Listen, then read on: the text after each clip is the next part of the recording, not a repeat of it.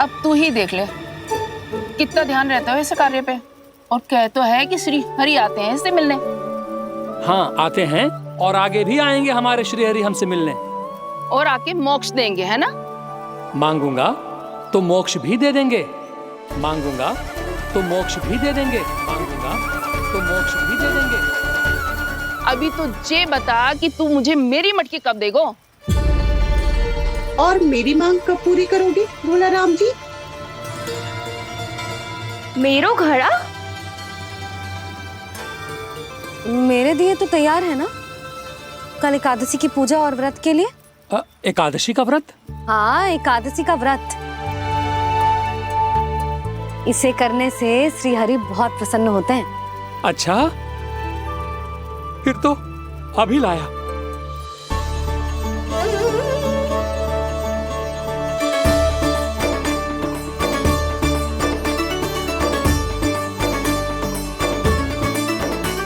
लो जी, आपके दिए।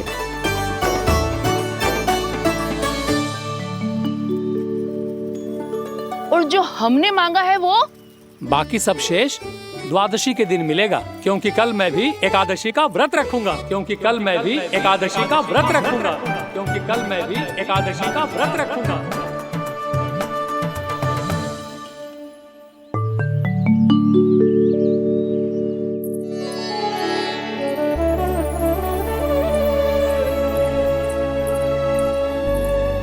जानकी, फूलों का प्रबंध हुआ कि ना? हाँ भाभी, जे रहे। सदैव विलंब कराती है। पर भाभी इस बार तो फूल समय से ही लाई थी। क्या हुआ जशोदा, अभी तो पूजा की तैयारी ना हुई? देखो ना मौसी, ये जानकी ना कुछ छूट ही जाता है इसके कारण। एकादशी की पूजा और व्रत आते ही जसोदा भाभी इतनी वग्र हो जाती है। ऐसो क्या होगा इस पूजा में?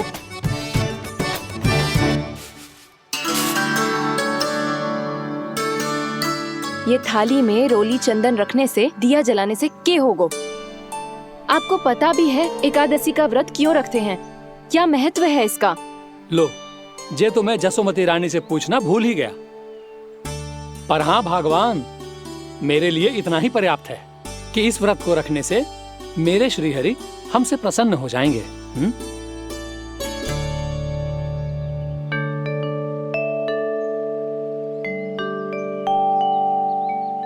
नारायण ही जाने ऐसे कैसे पूजा करते हैं जे श्री हरि की एक मूर्ति तक ना है इनके पास।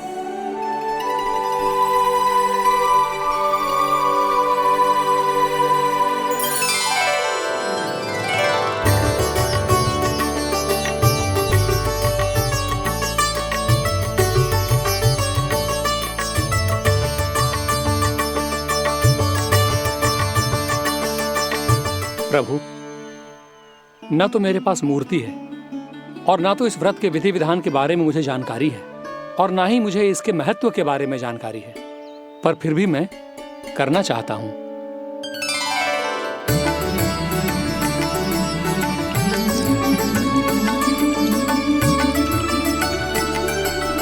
इसीलिए मैं दृढ़ संकल्प लेता हूं, पूरी निष्ठा के साथ, श्रद्धा के साथ और पूरी आस्था के साथ मैं इस व्रत को संपन्न करूंगा।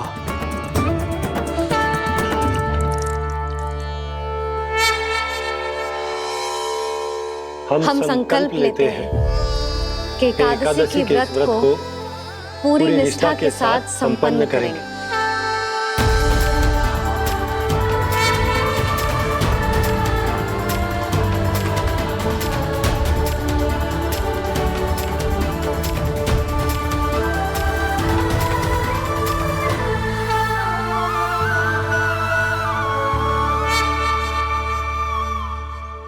तुलसी जी के पत्ते तो हैं ही ना। श्री नारायण को तुलसी जी के पत्ते के बिना भोग ना चढ़तो है। जानकी, तुलसी के पत्ते कहाँ हैं? भाभी, मैं तो कब से यही पूछना चाह रही थी कि तुलसी के पत्ते लाऊं क्या, पर आप तो व्यस्त थी ना। तुझे कितनी बार समझाओ है ना यदि तेरे कछु करने से किसी और की कोई हानि ना हो रही हो या किसी के अच्छे कार्य में सहायता हो रही हो तो मुझसे आज्ञा लेने की आवश्यकता ना है। समझ गई भाभी, आगे से जाना उनको। ले अभी लेकर आती हूँ।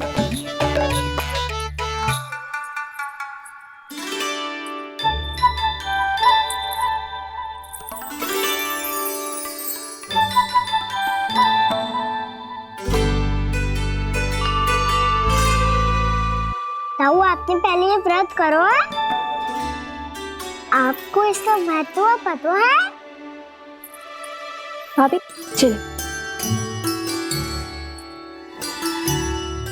जानकी, तुमने ये व्रत करो है?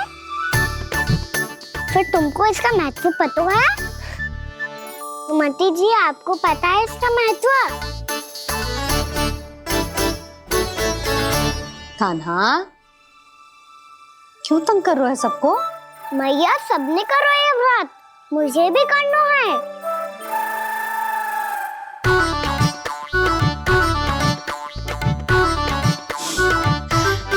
ये व्रत केवल बड़ों के लिए होती है लल्ला।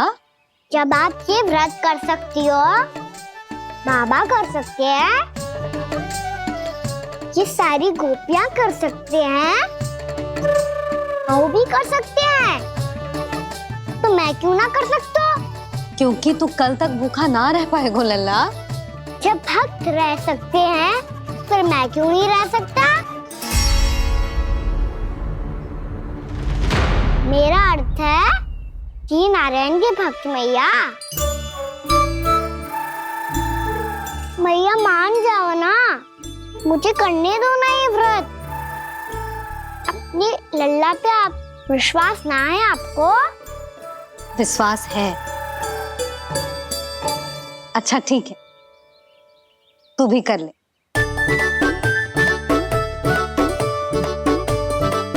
पर मैया, व्रत की कथा तो सुनाओ, मैं तो अबध हूँ ना।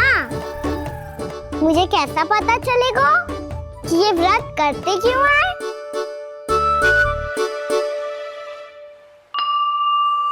प्रभु, मुझ अबोध को कैसे पता चलेगा कि इस व्रत का क्या विधि विधान होता है और क्यों रखा जाता है और इसका महत्व क्या होता है? मुझे तो आप ही बता सकते हैं प्रभु। जब व्रत कर रहे हैं तब उसका महत्व भी पता होना चाहिए ना। बताओ ना मैया, क्यों रखते एकादशी का व्रत? इसके लिए तो तुझे एकादशी की कथा सुननी होगी। सुनेगो ना?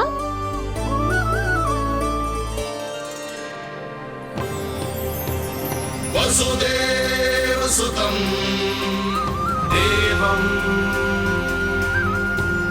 कंसचाणूरमर्दनम् श्रीहरि, यशोदा परमानन्दम् कृष्णं वन्दे जगद्गुरुम्। वाह प्रभु, अपने भक्तों को एकादशी व्रत का महत्व समझाने का अच्छा उपाय खोज निकाला है आपने।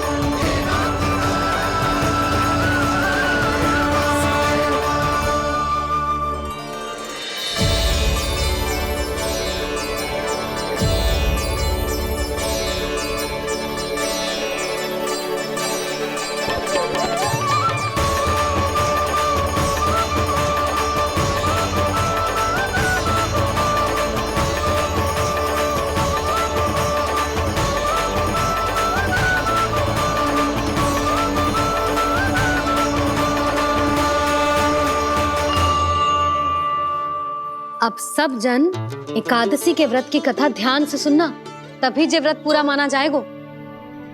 समझो लल्ला?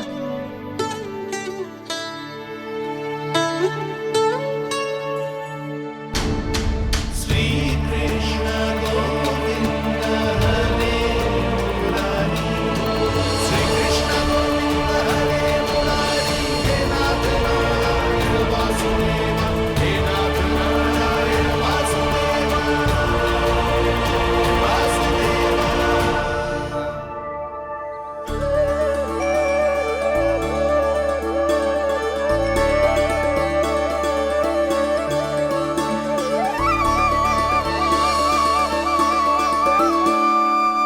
सतयुग में चंद्रावती नाम के नगर में मूरा नाम का एक असुर राज्य करता था। ओम ब्रह्मदेवाय नमः। ओम ब्रह्मदेवाय नमः। ओम ब्रह्मदेवाय नमः। ओम ब्रह्मदेवाय नमः।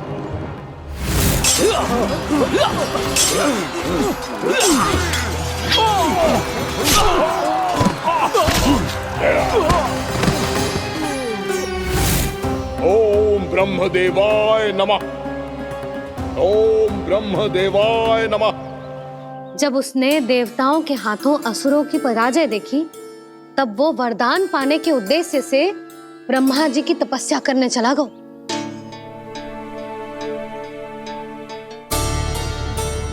शीघ्र ही मूरा की तपस्या सफल हो गई और ब्रह्मदेव जी उससे प्रसन्न हो गए। ओम ब्रह्मदेवाय नमः। ओम ब्रह्मदेवाय नमः। ओम ब्रह्मदेवाय नमः। ओम ब्रह्मदेवाय नमः। ओम ब्रह्मदेवाय नमः। ओम ब्रह्मदेवाय नमः। ओम ब्रह्मदेवाय नमः।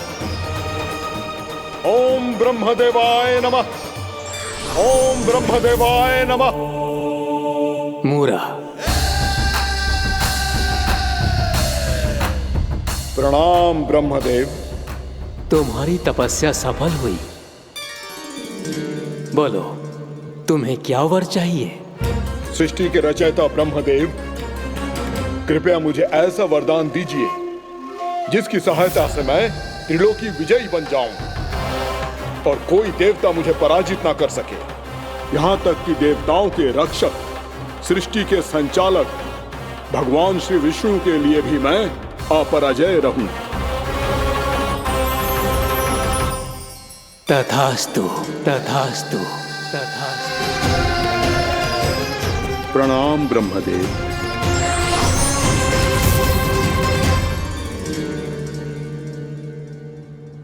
ऐसा वरदान पाकर मूरा बहुत अभिमानी होगा। यक्षों, किन्नरों, यहाँ तक कि देवताओं को भी युद्ध के लिए ललकारने लगा, पर किसी ने भी उसकी ललकार को स्वीकार ना करो, क्योंकि सभी उसकी शक्ति से बहुत भयभीत थे और उसके सामने युद्ध किए बिना ही अपनी पराजय स्वीकार करने लगे और फिर दंभ में आके उसने स्वर्ग लोक पर भी आक्रमण कर दिया और देवराज इंद्र तक को चुनौती दे डाली।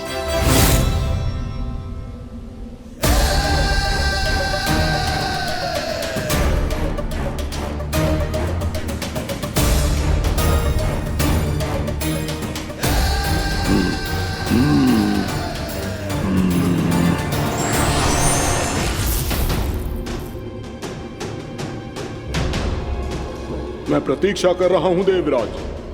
क्या उत्तर है तुम्हारा?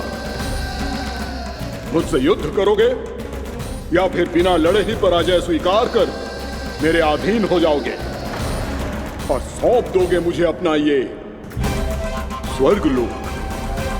सारी शक्ति तुम्हारे मुख में है या कुछ बाहुबल भी है तुम्हारे पास? मैं तुम्हारी चुनौती स्वीकार करता हूं मूरा। मैं तुम्हारी चुनौती स्वीकार करता हूं मूरा।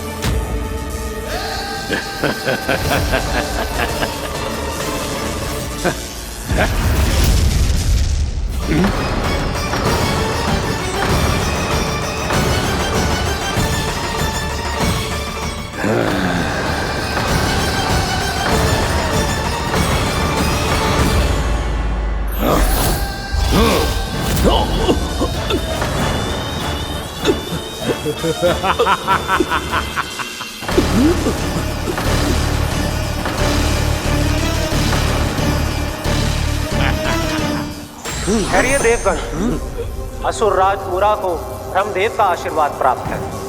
आप में से कोई भी इन्हें पराजित नहीं कर पाएगा।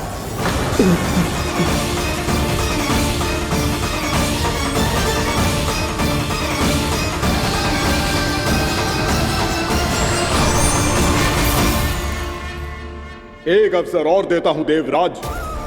युद्ध या अधीनता, क्या उत्तर है तुम्हारा देवराज?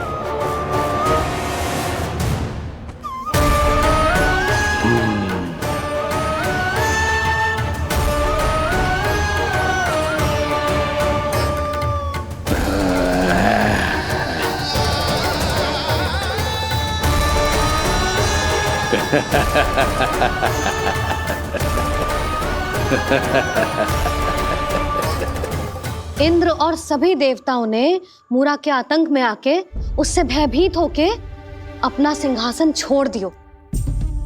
अब मूरा स्वर्ग का अधिपति बन गयो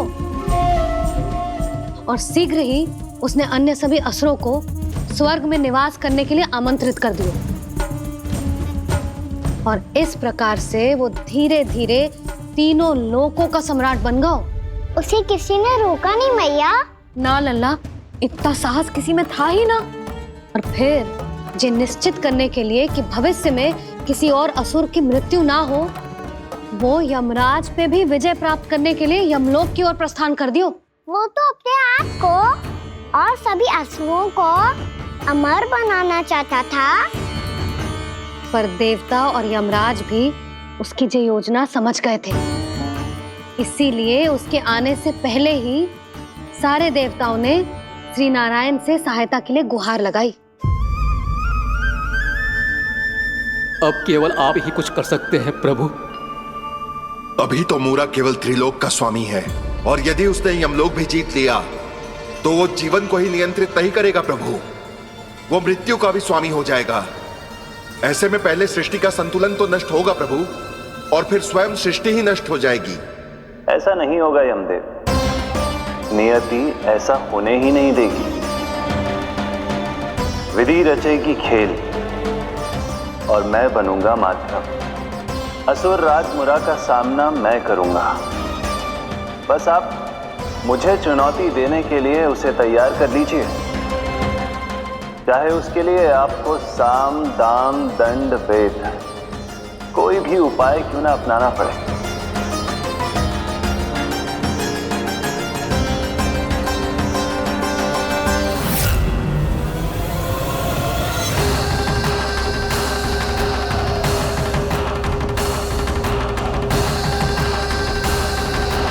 आप तो मेरी प्रतीक्षा में पहले से ही खड़े हैं यमदेव। तब तो आपने मेरी चुनौती के बारे में भी सुना ही होगा। कहिए, क्या उत्तर है आपका? मेरा स्वागत करके अपना राज्य त्यागेंगे या मेरा सामना करके अपने प्राण? असुर राज मूरा का सामना मैं करूंगा। बस आप मुझे चुनौती देने के लिए उसे तैयार कर लीजिए, चाहे उसके लिए आपको साम दाम दंड भेद कोई भी उपाय क्यों ना अपनाना पड़े।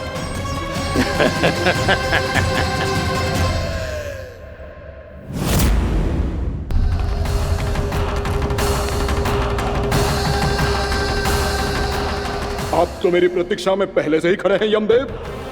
तब तो आपने मेरी चुनौती के बारे में भी सुना ही होगा। कहिए, क्या उत्तर है आपका? मेरा स्वागत करके अपना राज्य त्यागेंगे या मेरा सामना करके अपने प्राण? हे असुर श्रेष्ठ, मैं आपकी अधीनता स्वीकार करने के लिए तैयार हूं। बस एक विनती है मेरी।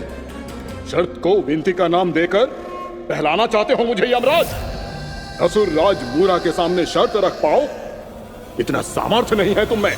इसका आभास है मुझे असुरराज, पर मैं आपकी अधीनता स्वीकार करूं इससे पहले आपको स्वामी धर्म का पालन करना होगा। मेरे पुराने स्वामी के क्रोध से मेरी रक्षा करनी होगी आपको। कौन है तुम्हारा पुराना स्वामी? भगवान श्री नारायण। और छोटी माँ, मूरासुर को तो श्री नारायण से भी रक्षा का वरदान प्राप्त था ना? यही तो श्री नारायण की लीला थी बलराम। पर वो राक्षस अपने दम में जे समझ ही ना पाओ कि वो क्या भूल करने जा रहे हैं, और पहुंच गो भगवान श्री नारायण को चुनौती देने के लिए।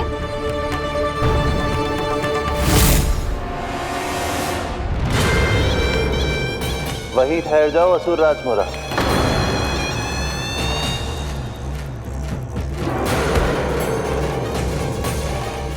यहाँ क्यों आए? आपको पराजित करने और ये वैकुंठ जीतने, ताकि मैं यमलोक का स्वामी बन सकूं।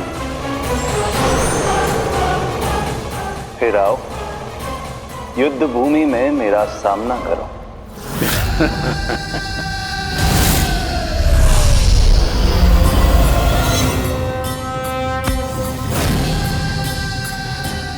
ये नहीं जानते कि इनसे ना हारने का वरदान तो मैं पहले ही प्राप्त कर चुका हूं, इसलिए युद्ध ठीक से आरंभ हो पाए उससे पहले ही इन्हें जीत लूंगा मैं।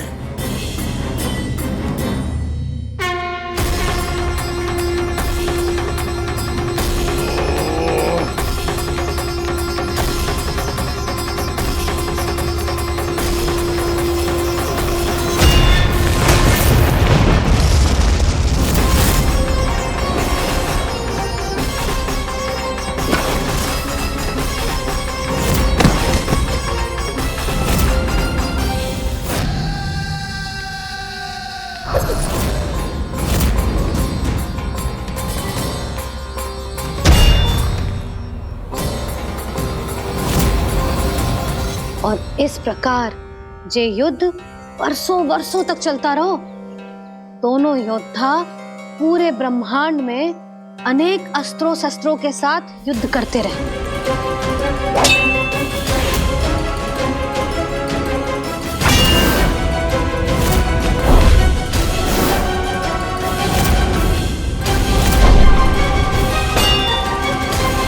फिर क्या हुआ मैया?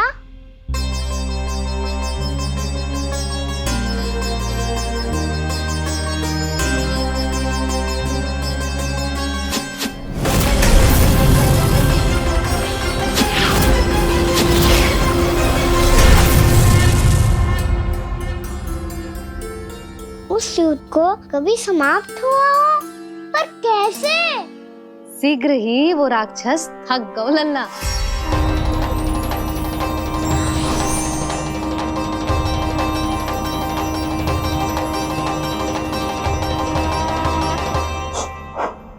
खड़े खड़े देख क्या रहे हैं नारायण? आक्रमण कीजिए, वध कर दीजिए मेरा।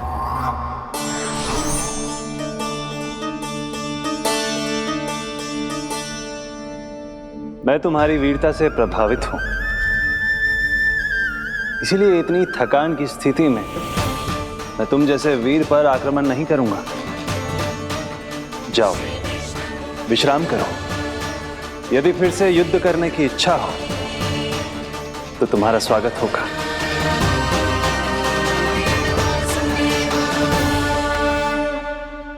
जे कह के श्री नारायण बद्रिका आश्रम चले गए और वहां हिमवत नाम की एक कंदरा में ध्यान लगा के बैठ गए। उधर वो राक्षस विश्राम करने लगो। अनेकों दिन बीत गए और अब वो राक्षस मूरा फिर से स्वस्थ होके बलवान हो गया था।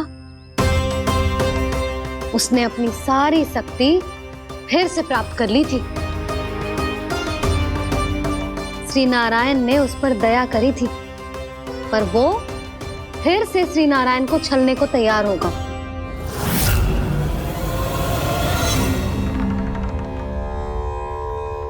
ध्यान में बैठे बैठे श्री नारायण योग निद्रा में चले गए,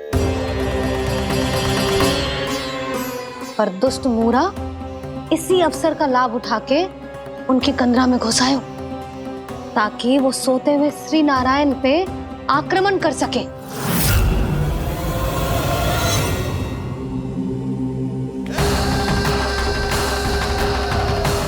आज इस लंबे युद्ध को जीतकर अपने इस अंतिम शत्रु का भी अंत कर दूंगा मैं।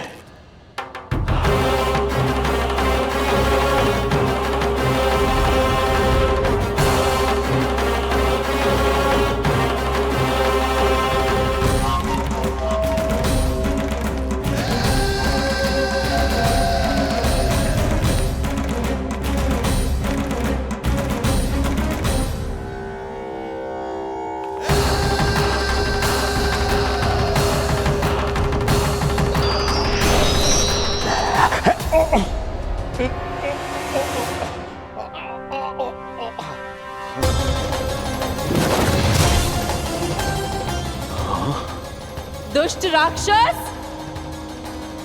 प्रभु ने तुझ पर दया की, तुझे संभलने का अवसर दिया। तू इन्हीं पर ही छल से वार करने चला है।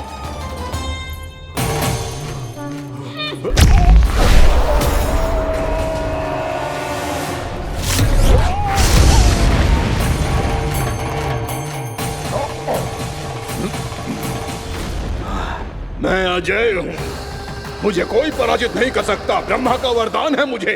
तूने नारायण से अपराजय होने का वरदान मांगा था मूर्ख, उनकी शक्ति से नहीं। ध्यान से देख, मैं तेरी मृत्यु हूँ, मृत्यु।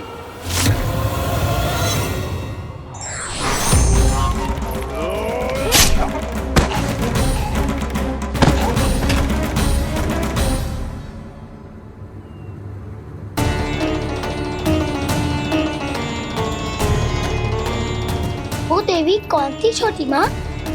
और कौन बलराम, वही तो थी देवी एकादशी।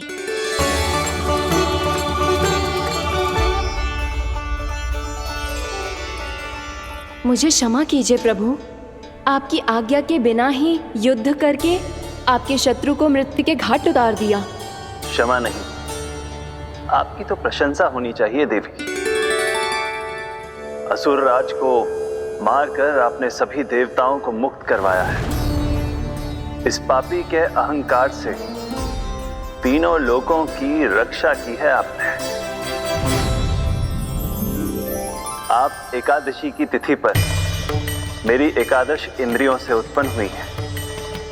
इसीलिए मेरे सभी भक्त आपको उत्पन्न एकादशी के नाम से जानेंगे। सभी तिथियों में आपका स्थान सर्वश्रेष्ठ होगा। जिस तरह आपने राक्षस के आक्रमण से मेरी रक्षा की है, उसी प्रकार एकादशी के दिन व्रत करके जो भी भक्त आपकी कथा सुनेगा, मैं स्वयं उसकी रक्षा करूंगा। जो आपकी पूजा करेगा उसे मेरी विशेष कृपा प्राप्त होगी और उसके साथ साथ उसे मिलेगा धन, सिद्धि और मोक्ष।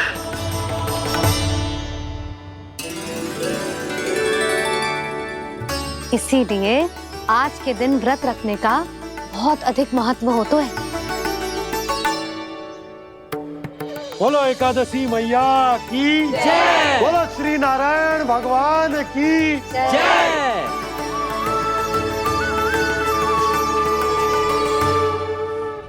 प्रभु की कृपा से एकादशी का महत्व भी पता चल गो और मेरा व्रत भी सफल हो गो। अभी नहीं भूला रहा, एकादशी का व्रत पूरी तरह तभी सफल होता है जब द्वादशी के दिन उसे पूरा किया जाता है।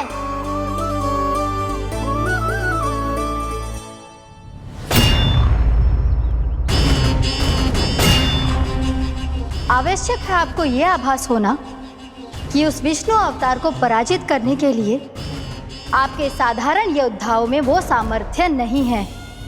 वो विष्णु अवतार कुछ अधिक ही असाधारण है।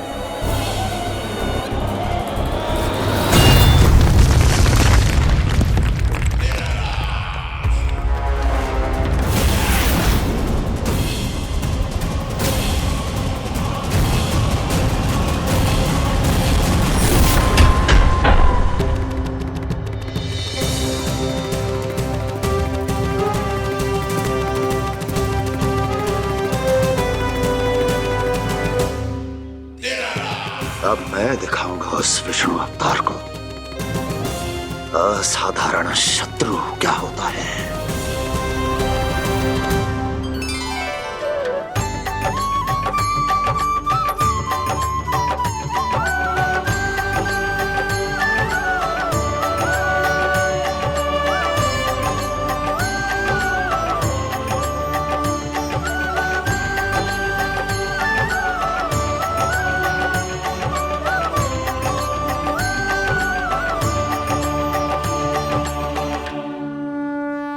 मामा अधीर हो रहे हैं, पर मैया ने मुझे अभी तक बाहर जाने की आज्ञा नहीं दी है। अभी उन्हें किसी और राक्षस को यहाँ भेजने से रोकने के लिए मुझे कुछ करना होगा।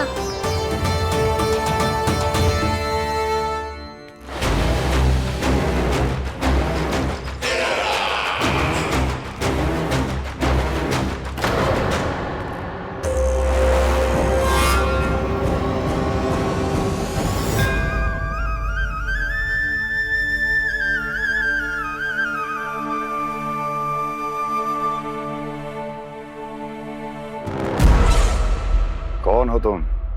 बचपन से ही मुझे मारने का सपना देख रहे हैं, फिर मुझे ही नहीं पहचानते।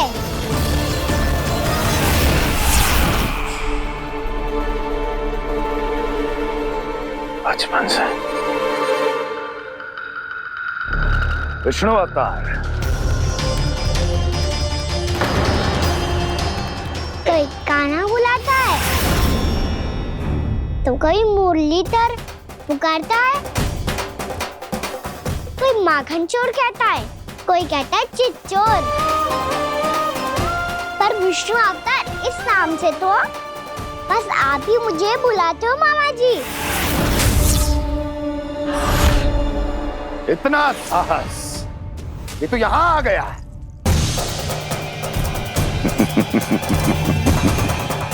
यहाँ आ तो गया तू विष्णु अवतार, किंतु यहाँ से जीवित नहीं जाएगा। तेरे इस शीश को तेरे धड़ से अलग कर दूंगा मैं।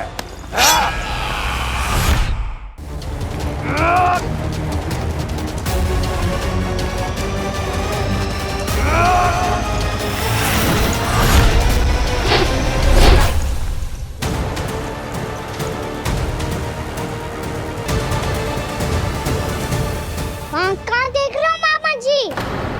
मैं तैयार हूँ।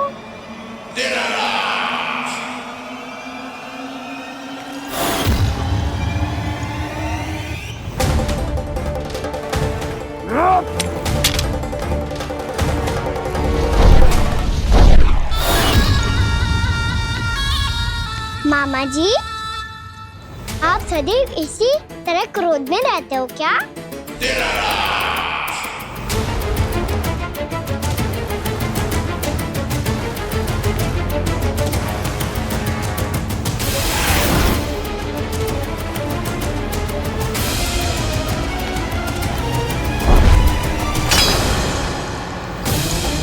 छोड़, छोड़ मेरी तलवार को।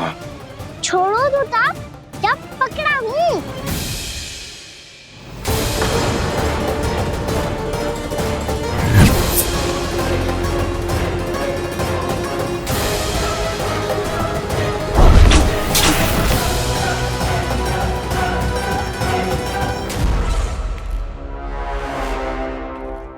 मामा जी,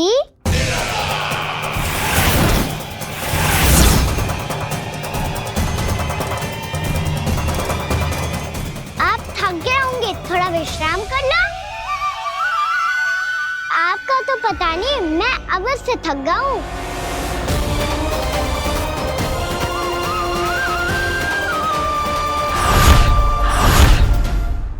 मेरे सिंहासन पर बैठने का तो साहस। अभी तो बस अभ्यास कर रहा था मामा जी, भविष्य में मुझे तो बैठना है यहाँ। आपने बल प्रयोग करके से अपने पिताजी से छीना था, मैं आपसे छीन लूंगा। जो छल और बल से लिया जाए वो अधिक समय तक टिकता नहीं है मामा जी।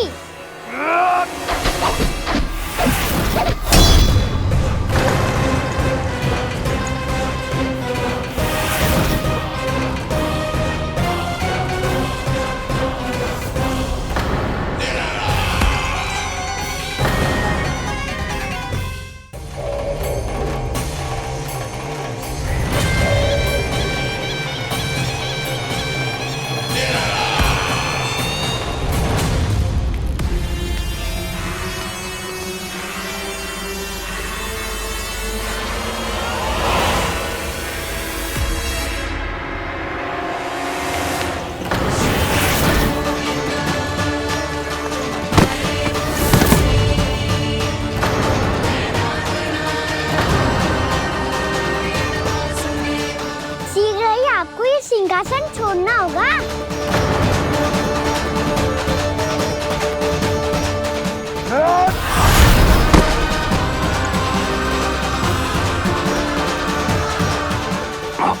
वो मेरा सिंहासन छीनना चाहता। वो आ रहा है, वो आ रहा है। सैनिकों, दुर्जन, बंद कर दो सभी द्वार और घरों के। सब के सब इसकी हर संभावना पर इतना कड़ा पहरा बिठा दो कि ना तो कोई महल के भीतर आ सके, ना कोई बाहर जा सके। मुझे महल की चप्पे चप्पे की सूचना चाहिए। जाओ।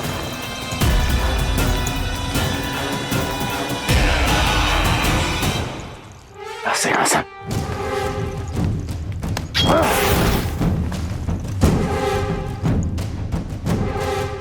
अब आ, दुष्ट मायावी, ए छलिया विष्णु अवतार, मैं कंस तेरी प्रतीक्षा कर रहा हूं। आ, देखता हूं मेरे सिंहासन पर कैसे बैठता है तू। आ,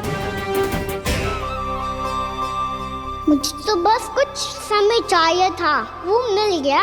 अब करते रहिए आप प्रतीक्षा।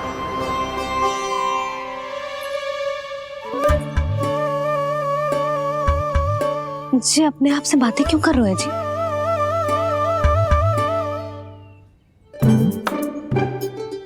आप मुस्कुरा क्यों रहे हो? ना कछु ना। बताओ क्यों मुस्कुरा रहे हो? तुम्हीं पर गए हैं जी। जब तुम व्रत करती हो तो तुम भी ऐसा ही करती हो। इसी प्रकार भूख अधिक लगने पर अपना ध्यान भटकाने के लिए स्वयं से ही बड़बड़ाती रहती। होगा।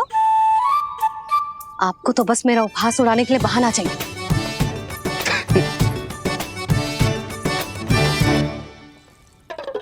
नन्ना, भूख लगी है? ना मैया, व्रत करे तो भूख कैसे लगेगी?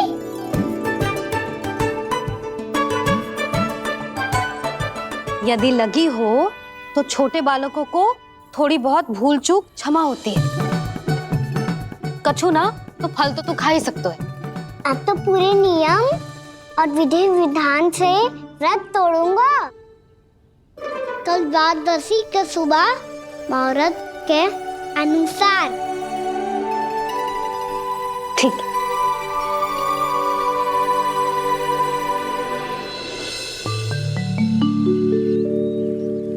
लल्ला, एकादशी समाप्त हो गई है, द्वादशी लग गई है। अब तू व्रत तोड़ सकता है। भोजन कर ले। ले।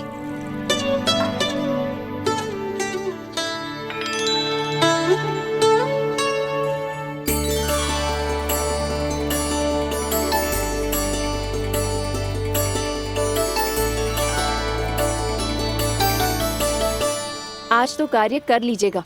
मैं ना चाहती कि सब गांव वाले फिर से आपका उपहास उड़ाएं। अरे, इसी क्षण कार्य आरंभ करना आवश्यक ना है। कुछ खा तो लो। कल भी पूरे दिन व्रत में रहे, अब तो कुछ खा लो। ना, अभी बिल्कुल भूख ना है। और हाँ भगवान, तुम्हें चिंता करने की आवश्यकता नहीं है। आज मैं किसी को भी 2 शब्द कहने का अवसर नहीं दूंगा। अरे, कुछ खाओगे पियोगे नहीं तो कैसे रहोगे?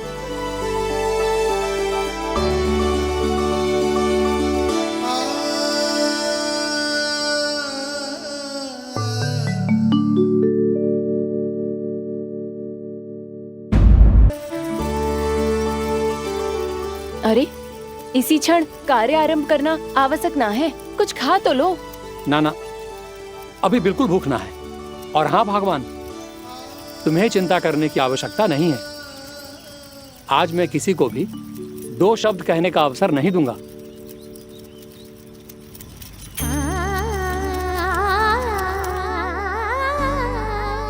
ठहर, मैं तेरे लिए मट्ठा लेके आती हूँ। व्रत के बाद पीने से पेट ठंडा रहता है। रुक।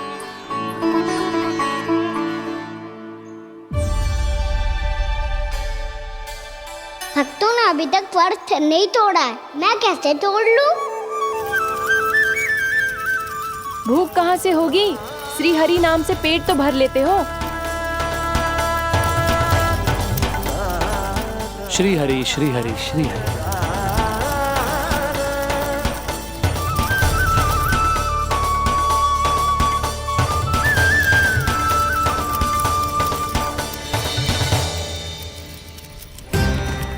हरि हरि प्रभु हरि, हरि हरि प्रभु हरि, हरि हरि प्रभु हरि, हरि हरि प्रभु हरि। कल से अन्न का एक दाना ना गो है पेट में। अब क्या व्रत तुड़वाने भी आपके प्रभु ही आएंगे? अब क्या व्रत तुड़वाने भी आपके प्रभु ही आएंगे? मैया,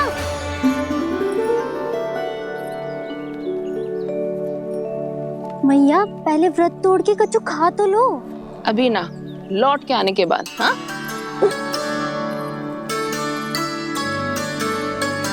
बलराम, ठहरो पुत्र, पहले कुछ खा लो, व्रत तोड़ना आवश्यक होता है।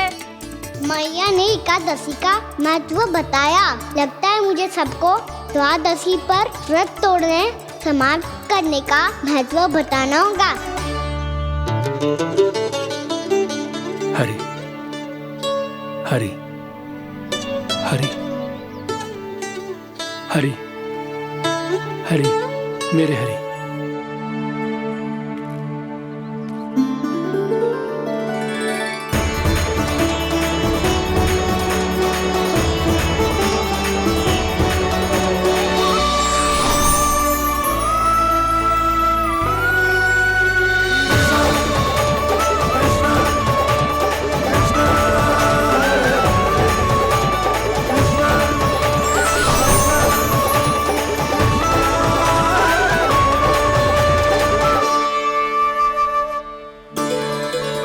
अभी अभी तो मैंने बच्चों की मां को वचन दिया था कि आज किसी को शिकायत करने का अवसर ना दूंगा, और अब मैं प्रभु श्री हरि की कल्पना जसोमती रानी के लल्ला में ही करने लगा। ना ना, ये ठीक ना है।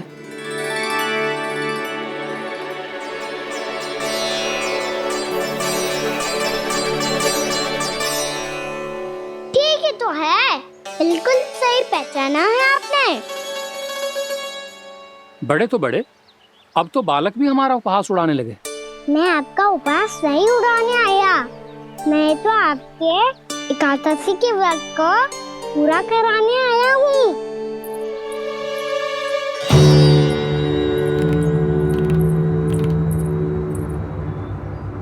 कान्हा,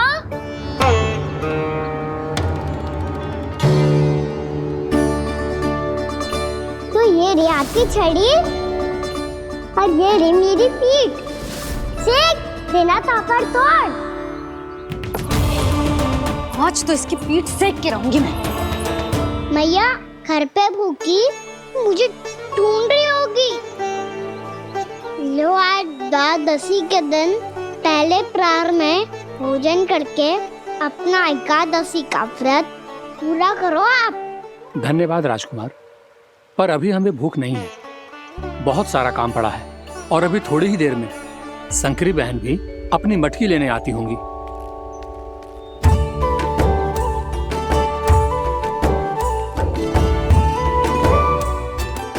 पर मैं आपका व्रत पूरा कराए बिना नहीं जा सकता। भला क्यों? भक्त भूखा रहे और भगवान खा ले, ऐसा हो सकता है भला?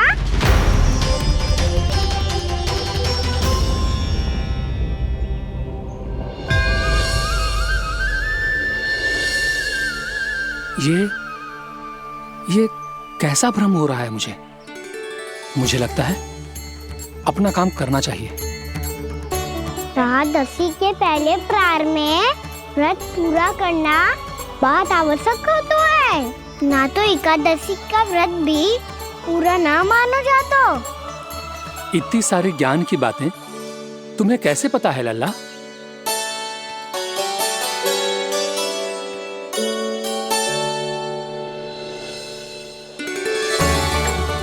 जैसे एकादशी की कथा होती है, वैसे द्वादशी की महिमा भी एक बहुत महत्वपूर्ण कथा है।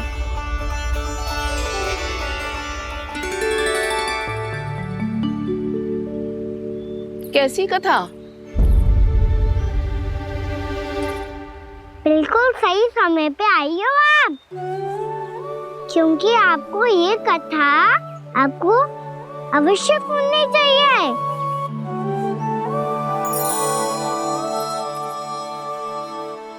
मुझे क्यों? पहले सुन तो लियो, फिर स्वयं ही पता चल जाएगा।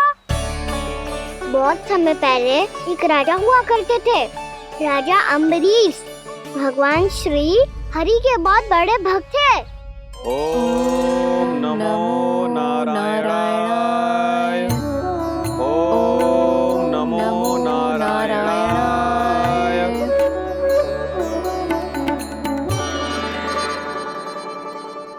नेक पुण्य के काम करते थे वो। अपनी पत्नी के साथ हरि का नाम जपते रहते थे।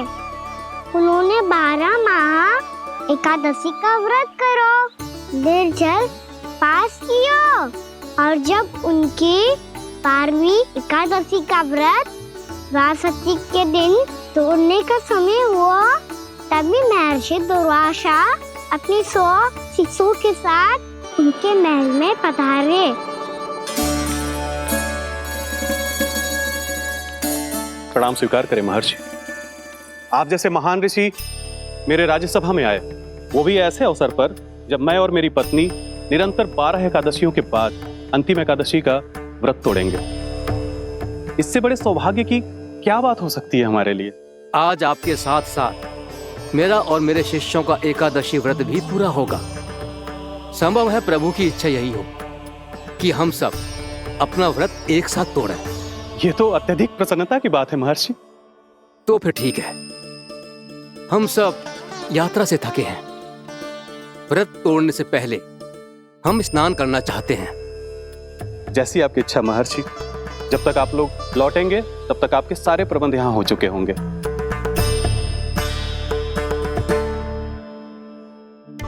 महर्षि दुर्वासा स्नान करने गए थे, पर उन्हें लौटने में विलंब हो रहा था, और इधर द्वादशी पर व्रत पूरा करने का मुहूर्त बीता जा रहा था।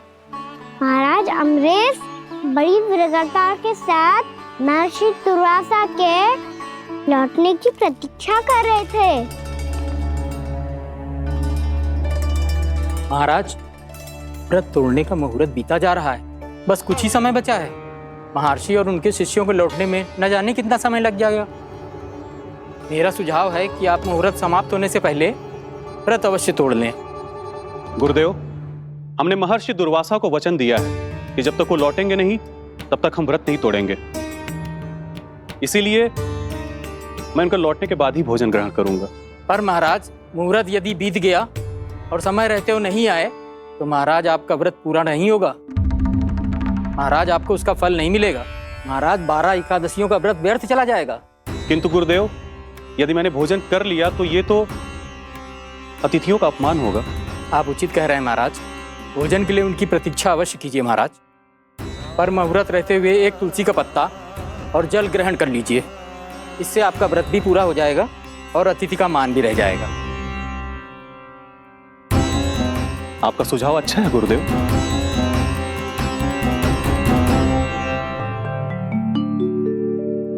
जैसे ही महाराज ने तुलसी का पत्ता खाया,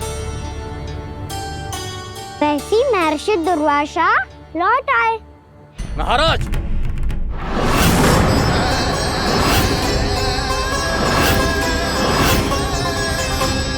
महाराज को उपास तोड़ते देखते बहुत क्रोधित हो गए।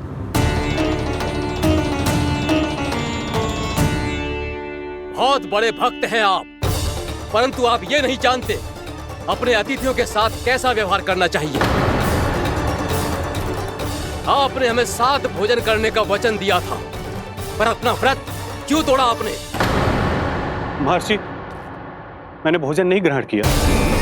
कहीं मुहूर्त न निकल जाए इस कारण मैंने एक तुलसी का पत्ता ग्रहण कर लिया। 56 भोग खाया हो या एक पत्ता, अपना व्रत तोड़कर अतिथियों का अपमान किया है, मेरा अपमान किया है। अब आपको दंड भोगना होगा ताकि आप सीख पाएं कि अतिथियों के साथ कैसा व्यवहार होना चाहिए। महर्षि, आप जो भी दंड मुझे देंगे मुझे स्वीकार है, किंतु आप क्रोधित मत होइए। क्रोध का कारण आपने दिया है महाराज। एक महर्षि का अपमान करके राक्षसी प्रवृत्ति का परिचय दिया है आपने। इसीलिए अब एक राक्षसी आपको दंड देगी।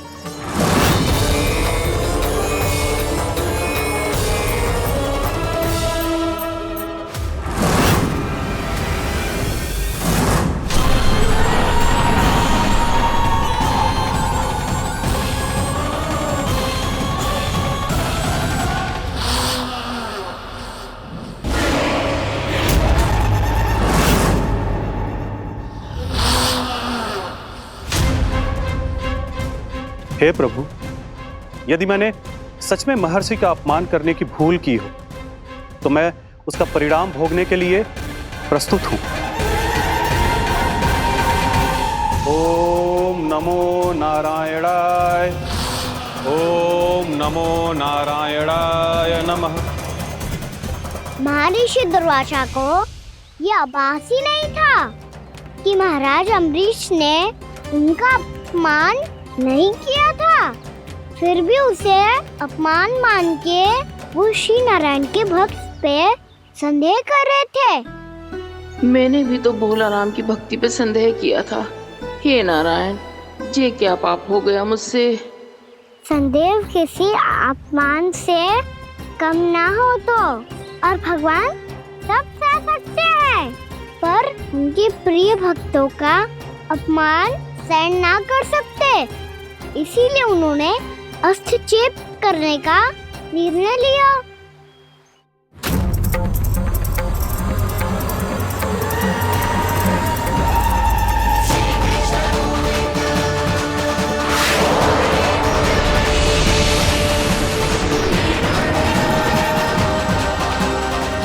ओम नमो नारायणाय।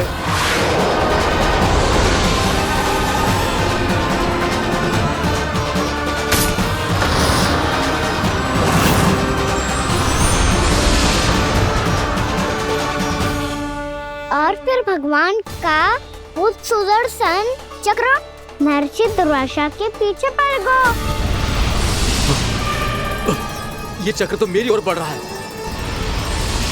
ओम नमो नारायणाय।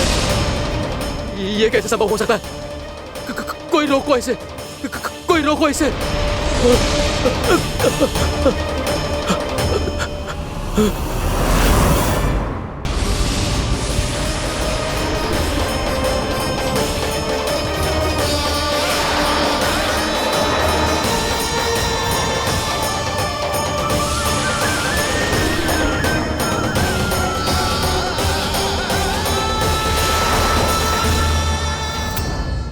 चक्र से अपने प्राण कैसे तैसे बचाते बचाते महर्षि दुर्वासा ब्रह्मलोक जा पहुँचे। ब्रह्मदेव, रक्षा कीजिए ब्रह्मदेव, सहायता कीजिए, मुझे बचाइए ब्रह्मदेव, रक्षा कीजिए। ये सुदर्शन चक्र मेरे प्राणों के पीछे पड़ गया है, मुझे बचाइए ब्रह्मदेव, मुझे बचाइए। महर्षि, मैं चाहकर भी आपकी सहायता नहीं कर सकता। ऐसी स्थिति में यदि कोई कुछ कर सकते हैं तो वो है सुदर्शन चक्र के स्वामी विष्णु, क्योंकि सृष्टि में केवल वही है जो इसे नियंत्रित कर सकते हैं। वो ही इसे वापस लौटने का आदेश देकर आपके प्राणों पर छाए हुए संकट को दूर कर सकते हैं। किंतु हां, मैं सुदर्शन चक्र से इतना अवश्य कहूंगा कि जब तक आप विष्णु लोक में पहुंच नहीं जाते, वो आपको किसी भी प्रकार की हानि ना पहुंचाए। आपका बहुत बहुत धन्यवाद, आपकी सदा ही जय हो।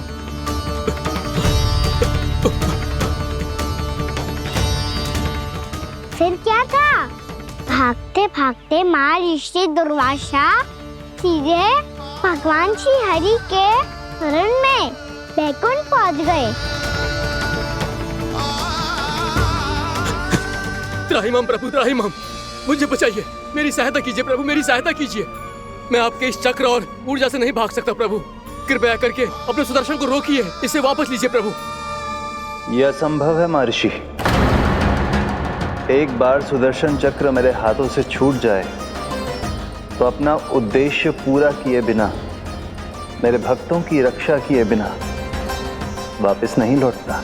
कोई तो उपाय होगा प्रभु, कृपया करके मेरे प्राण बचाइए प्रभु। मैं सुदर्शन की ऊर्जा से जलकर भस्म नहीं होना चाहता प्रभु। आप जो कहेंगे मैं करूंगा प्रभु, मेरी सहायता कीजिए प्रभु, मेरी सहायता कीजिए। मुझे नहीं लगता कि आप वो कर पाएंगे। मैं अवश्य करूंगा, मैं अपनी प्राण रक्षा के लिए कुछ भी करूंगा प्रभु। आपने मेरे भक्त राजा अम्बरीश को भक्ति का कर्तव्य निभाने के लिए अपमानित और दंडित किया है महर्षि, पर भक्त की रक्षा करना भगवान का कर्तव्य है। इसलिए यदि आप भक्त राजा अम्बरीश के पास जाकर क्षमा याचना करें और यदि वो आपको क्षमा कर दे तो ही ये चक्र आपके प्राण लिए बिना लौट सकता है। अन्यथा आप तो जानते हैं महर्षि, मेरे भक्त का अपमान मेरा अपमान।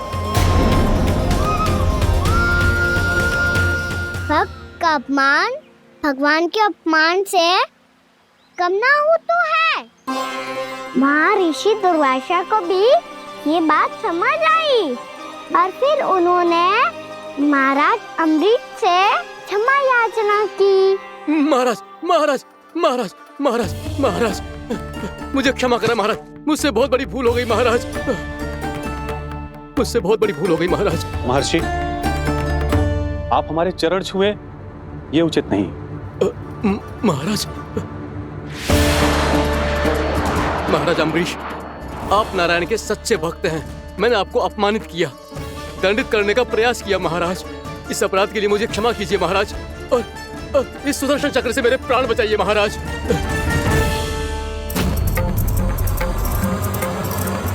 हे महान सुदर्शन, यदि महर्षि के लिए मेरे हृदय में अभी भी वही सम्मान और प्रेम हो जो इनके प्रथम आगमन पे था, तो कृपया आप अपने धाम वापस लौट जाइए।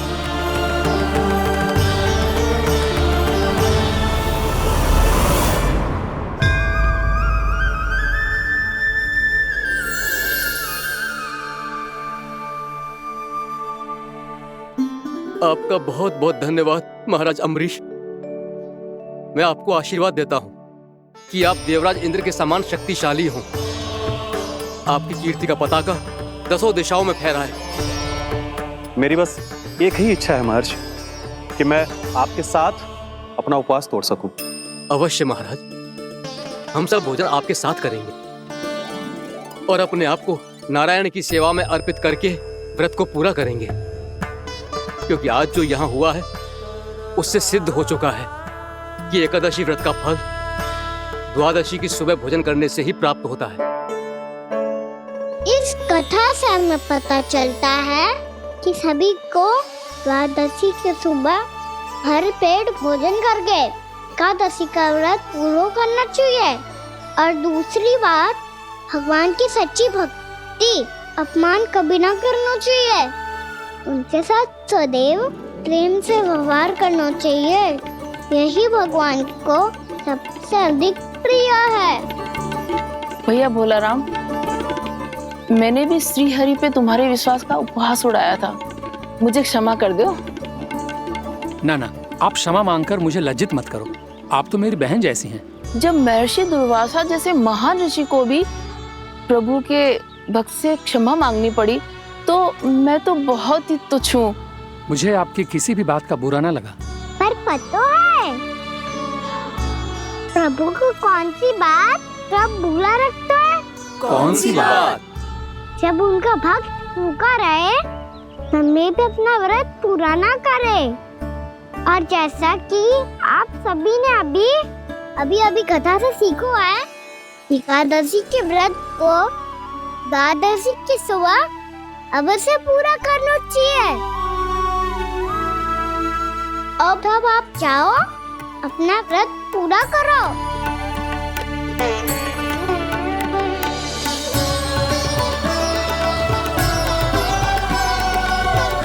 मैं आपके लिए जल लेके आती हूँ।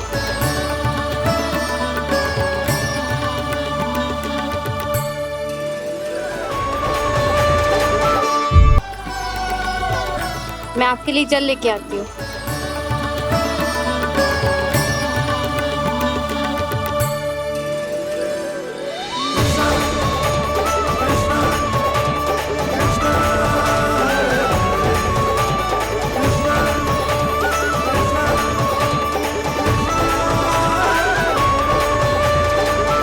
यो खाओ।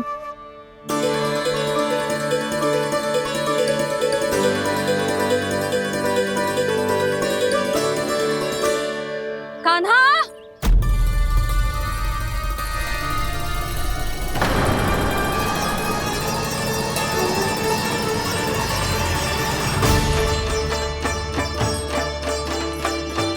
बोलो काका, इधर ही छुपा लो मुझे, मैया आ रही है, बहुत क्रोध में लगती है।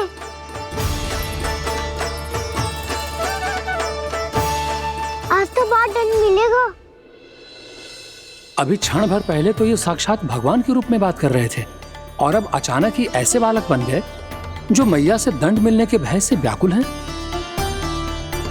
बोला काका किस सोच में पड़ गए? शीघ्र छुपा लो मुझे।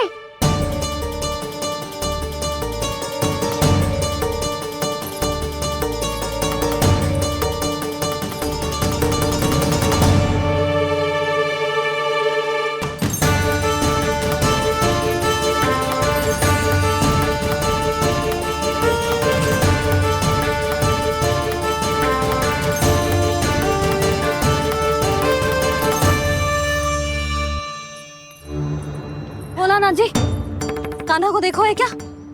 मैंने तो अपने प्रभु को देखा है। मैं अपने लल्ला को ढूंढ रही हूँ, उसे देखो है आपने? वही तो मैं भी कह रहा हूँ जसोदा रानी, मैंने सिर्फ और सिर्फ अपने प्रभु को देखा है। ये तो अब भी अपनी भक्ति में ही खोया हुआ है, इससे पूछ के कछु लाभ ना है, मुझे ही ढूंढना पड़ेगा।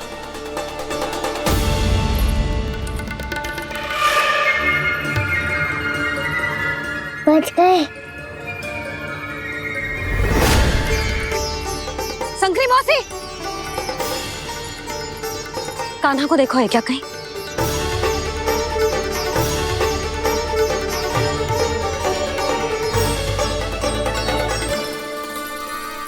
बोला काका मुझे शीघ्र निकालो ना यहाँ से, मैया फिर से इधर ही आ रही है। सब कहते थे श्री हरि मेरे घर ना आ सकते। देखो आज प्रभु आ गए, उन्होंने अपने हाथ से मेरा व्रत पूरा कराया। हाँ आते हैं और आगे भी आएंगे हमारे श्री हरि हमसे मिलने और आके मोक्ष देंगे, है ना?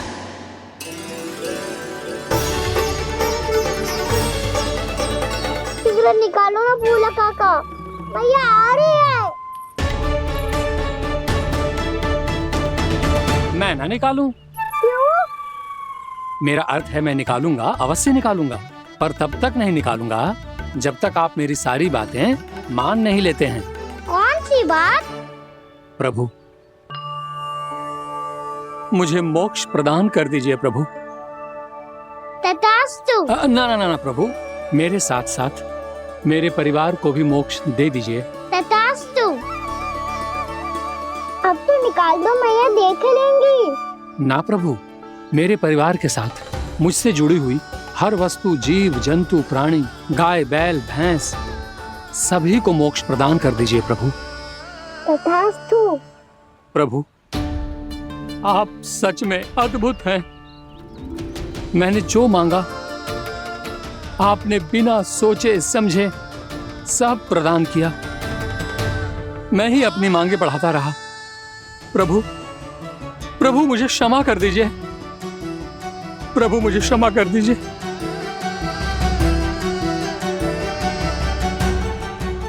आइए प्रभु।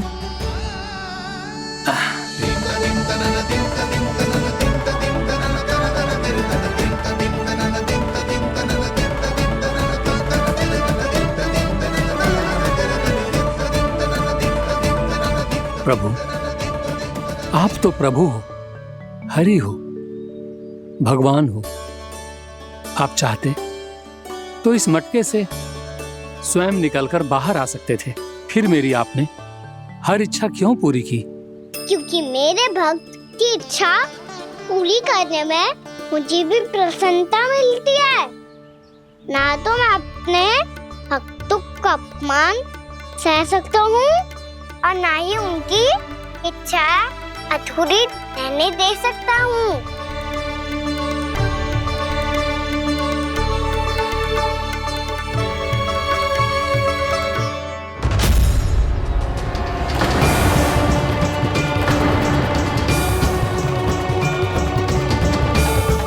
क्या कही थी तूने? हाँ, कि तू फिर से छल ना करेगा। फिर मुझे बिना बताए घर से बाहर कैसे निकलो? क्षमा करना मैया, पर जो आपने सिखाया था मैंने तो उसी का ही पालन करो है। फिर से चतुराई कर रहे हो ना? हाँ?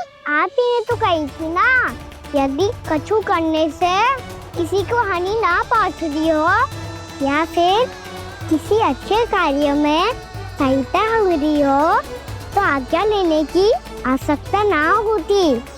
यदि तेरे कछु करने से किसी और की कोई हानि ना हो रही हो या किसी के अच्छे कार्य में सहायता हो रही हो तो मुझसे आज्ञा लेने की आवश्यकता ना है। तो किस अच्छे कार्य के लिए आया है यहाँ? द्वादशी के सुबह एकादशी का व्रत खोल के भोजन करा जाता है। ये बात ना तो भोला काका को पता थी, ना शंकरी मासी को और ना ही किसी और को। और तुझे पता थी? हाँ, मेरी मैया ने बहुत अच्छे से सिखाया है मुझे। जैसे कल तूने एकादशी कथा सुनाई थी ना, आज वैसे ही तेरे लल्ला ने सबको द्वादशी कथा सुनाई है। सच्ची यशोदा रानी जी, इसने तो हमारी आंखें ही खोल दी। और भाभी, सच तो ये है कि मुझे भी ना पता था कि ये इतना बड़ा ज्ञानी है और इतना अधिक समझदार।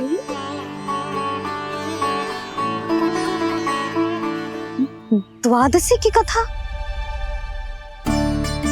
वो तो मैंने इसे कभी सुना ही ना है। फिर इसे कैसे पता थी? रानी जी, जो स्वयं भगवान हैं, भला उन्हें कैसे कुछ नहीं पता होगा। मैंने तो इन्हें पहचान लिया, और हाँ, आप सब लोग भी इन्हें अपने अंतर मन की आंखों से देखिए, हो सकता है इन्हें पहचान पाएं। ये कोई और नहीं है, श्री नारायण है, मेरे श्री हरि, मेरे प्रभु। जय श्री हरि।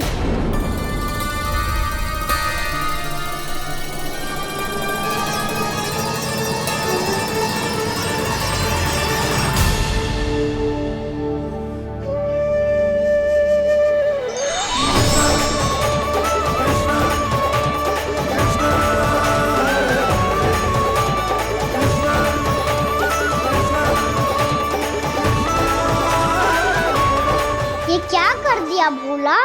जिस रास्ते को मैंने इतनी कठिनाई से बचा के रखा था, सबके सामने उसे उजागर कर दिया तुमने।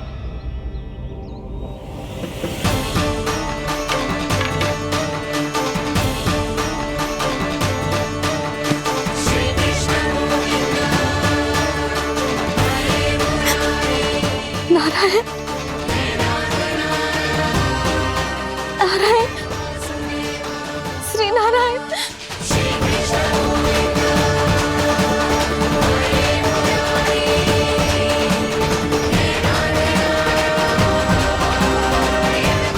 श्री नारायण।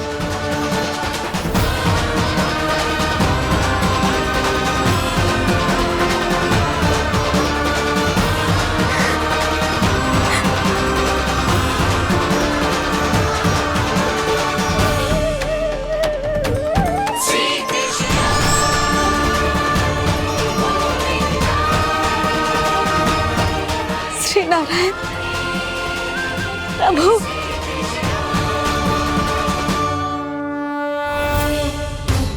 जिस रास्ते को इतने यत्न से संभाल के रखा था, आज वो सबके सामने खुल गया। और तो और मेरा भेद मैया को भी पता चल गया। बाबा सब कहते रहे पर मैंने एक न मानी। सबने कही थी कि आप भगवान हैं, पर मैं मूर्ख आपको पहचान ही ना पाई। कितनी अभागी हूं मैं।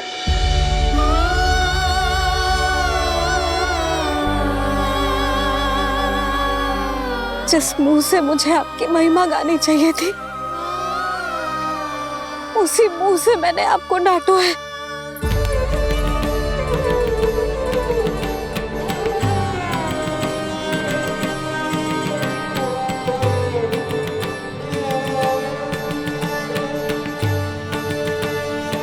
जिन हाथों से मुझे आपके चरण छूने चाहिए थे, उन हाथों से मैंने आपके कान पकड़े।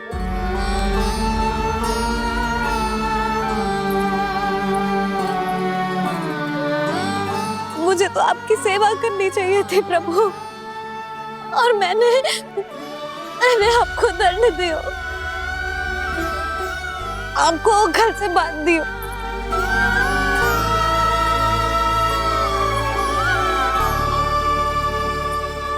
बावली हो गई थी प्रभु, अपने श्री नारायण को, अपने प्रभु को एक साधारण सा बालक समझ लियो मैंने। मैं आपके लिए भगवान नहीं हूँ मैया, साधारण बालक ही हूँ, बस आपका लल्ला। बुद्धि भ्रष्ट हो गई थी, भूल पर भूल करती चली गई। आज भी आपके पीछे पीछे छड़ी लेकर दौड़े चले आए।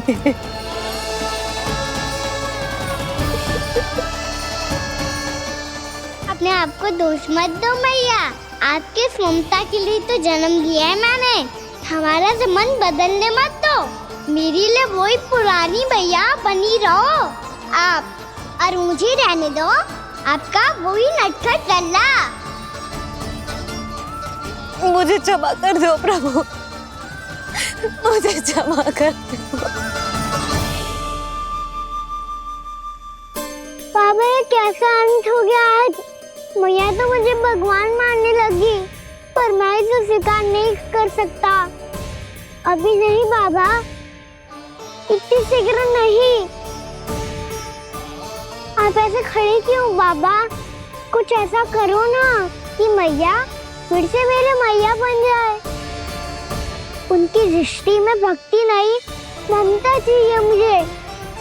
कान्हा, मेरे सामर्थ्य में हो तो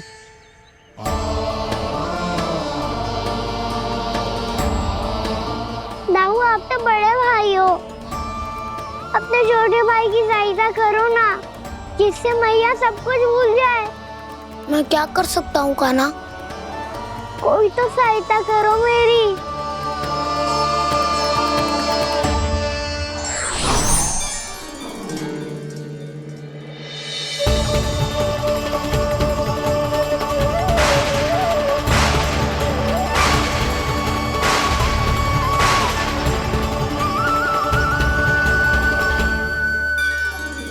अपने आप को संभालिए प्रभु।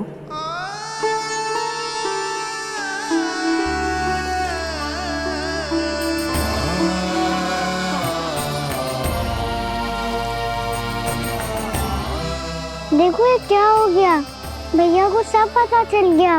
अभी तो मुझे मैया की ममता का शौक पूरी तरह हिला ही नहीं था। योग माया,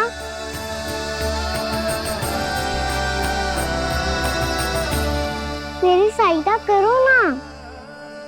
कितनी अद्भुत है ममता की शक्ति। भगवान को भी एक साधारण बालक बना देती है। बालक की बना रहना चाहता हूँ मैं, नहीं चाहता दिव्य होना, नहीं चाहता भगवान बनना। बस मैया की गोद में रहकर ममता की रस से सेम को भिगोना चाहता हूँ। इनकी डांट फटकार का सुख पाना चाहता हूँ। कुछ भी करे योग माया, पर इन सबको भुला दो मेरा सत्य।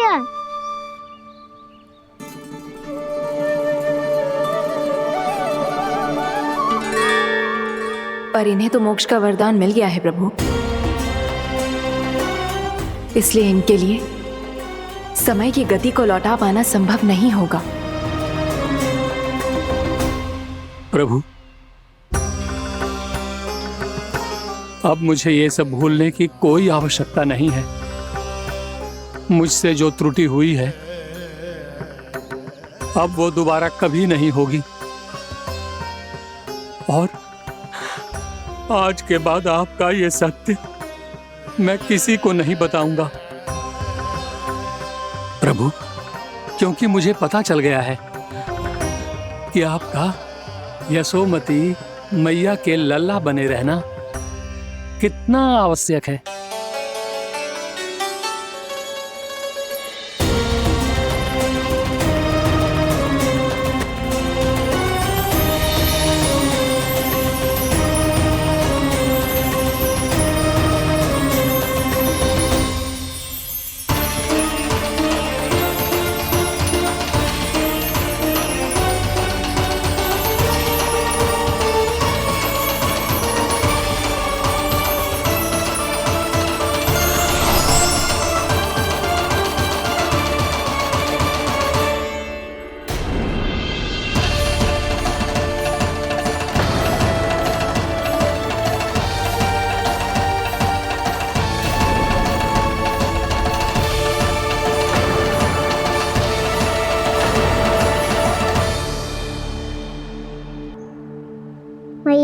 छड़ी।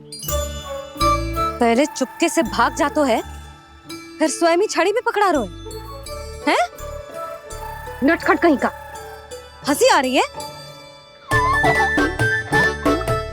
अरे किस बात पे इतनी हंसी आ रही है रे?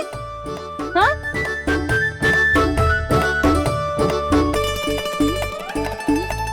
आपकी लीला अद्भुत है प्रभु, और अद्भुत है आपका मैया के प्रति प्रेम। हंसी ना है मैया, ये तो प्रसन्नता है, अपने मैया से मिल जाने की प्रसन्नता। अच्छा, ढूंढ मैं तुझे रही हूँ और तू कह रहे हो कि मैं मिल गई तुझे। तू घर चल लल्ला, अच्छे से पिटाई करूंगी तेरी।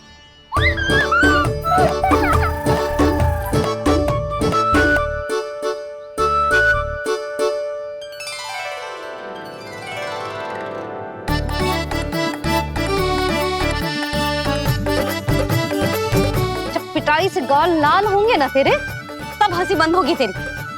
चल।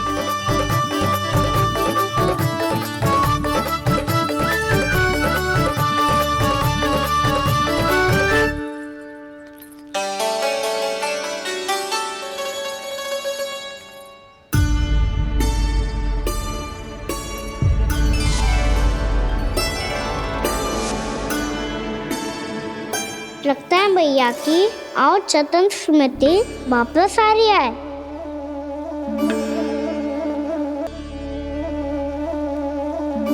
यशोदा, क्या होगो?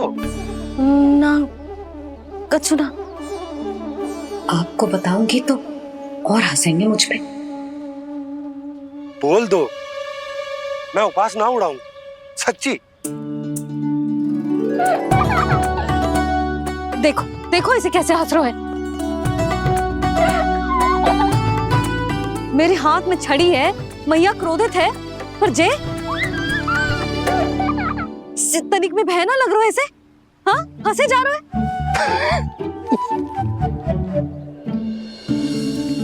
दोनों बाबा लल्ला एक जैसे हो। चल तू, चल चल। दाऊ, आप तो बड़े भाई हो, अपने छोटे भाई की सहायता करो ना, जिससे मैया सब कुछ भूल जाए। सुबल, तू कच्चू खा क्यों ना रो है? व्रत ही करना था तो बलराम के जैसे कल कर ले। तो कल तो एकादशी भी थी। खाना के बिना कछु करने का मेरा मन ही ना कर। तो बात तो सच्ची है, उसके बिना गोचारण भी ऐसा लगता है जैसे कितना भारी कार्य है, व्यवस्था में करना पड़ता है। सही कह रहे हो तुम दोनों। मैं तो गोपालक भी इसलिए बना था ताकि कान्हा के संग खेलने को मिल जाए। बलराम तो हमारा सगा कम और मुख्य अधिक है।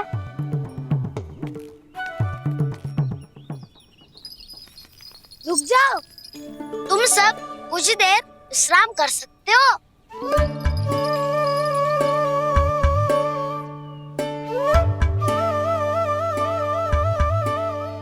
तू बोल। ना मैं ना बोलूंगा, तुम दोनों ही बोलो।